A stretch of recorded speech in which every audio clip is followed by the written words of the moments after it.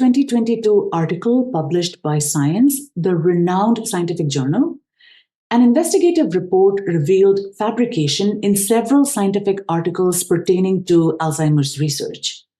Reading this felt like an affront, a betrayal, and a giant leap backward. For well over a decade, so much of public funding and pharmaceutical investment has focused on Alzheimer's disease that a breakthrough seemed just around the corner. Let me go back to the time that I graduated from my master's program in biotechnology. There was palpable excitement around the completion of the Human Genome Project. It was grandly announced both by the NIH and Craig Venter's private efforts. Gene editing was expected to correct many genetically inherited diseases, beginning with single gene mutations.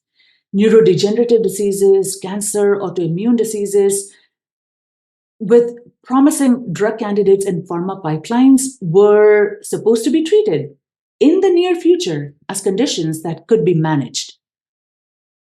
In light of this expectant glow that bade any new discovery related to Alzheimer's, the allegations of fabricated and fraudulent data in these highly cited articles that were describing a leading theory of disease formation are no doubt a massive setback to the field of Alzheimer's.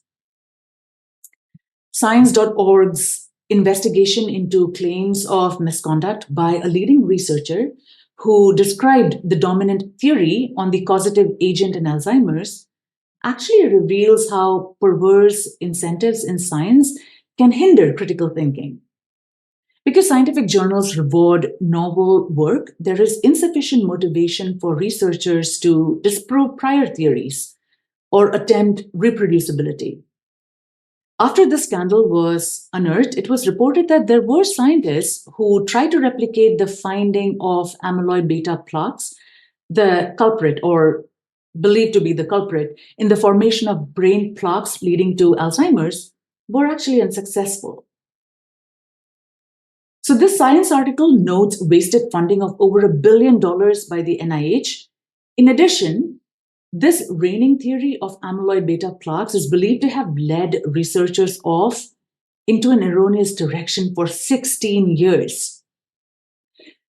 Matthew Schrag, the neuroscientist who played a key role in unearthing the fraud of manipulated images in several of these Alzheimer's articles, speaks of his own lab experiments where he was trying to uncover the link between amyloid beta plaques and iron deposits and a high cholesterol diet in rabbits. When he tried to replicate the results in humans, he failed. He says, Alzheimer's is a complex disease. Even careful experiments done in good faith can fail to replicate, leading to dead ends. Now, personally, there was another reason why I find this scandal so disquieting. In the last 4 years of the COVID-19 pandemic, most of the civilized world, in a mass abdication of the values that propel scientific exploration, congealed around two blunt tools: lockdowns and vaccines. We refuse to learn from the success of countries that were trying an alternative approach and instead crushed dissenting voices that deviated from the official narrative. The criticism of the expert-driven consensus around COVID policy primarily was that science has never settled, that it requires an attitude of healthy skepticism, open-mindedness to a multiplicity of strategies, and most importantly, a willingness to course correct in the face of mounting contradictory evidence. What's especially galling is that the heavy-handedness of governmental and bureaucratic approach was executed in the name of service to science. The loss of credibility and trust in public health institutes that we are now seeing is a blow that is going to be hard to recover from. And what I also find frustrating is that it actually gives wind to the conspiratorial mindset of many who reject scientific endeavors that are brought to fruition through the academic industry network. In my own circles during the pandemic, I was having conversations with a wide variety of people. There seemed to be this inclination to connect all pharmaceutical treatments and all healthcare systems and procedures to some global malfeasant plot. I do hope the situation improves because in the years to come, there will be other pandemics, catastrophes, both real and manufactured. We would have relinquished more of our liberties because of our complete unwillingness to challenge authority. In general, scientific dogma is disconcerting. It's easy to forget, and I remember reading about this case when I was studying for my master's program, that as late as the mid 19th century, maternal deaths were common due to the absence of antiseptic procedures. When Ignaz Semmelweis in 1847 proposed hand washing with the chlorinated lime solution, he was mocked by his colleagues, roundly rejected for going against the scientific consensus of his time. He was eventually committed to an asylum where he died shortly thereafter. He was vindicated only 3 decades later. And since then, hand washing measures have become a widespread practice. We now have a term for this behavior, the Semmelweis reflex. This is a reflex like rejection of new knowledge when it contradicts norms, beliefs, paradigms that are existing.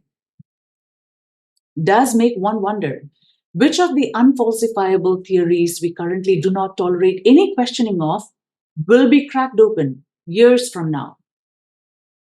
I really like this quote by Matthew Schrag. This is the neuroscientist that I mentioned earlier, the Alzheimer's neuroscientist, who is supporting a petition to the NIH about the data fraud. Even if misconduct is rare, false ideas inserted into key nodes in our body of scientific knowledge can warp our understanding.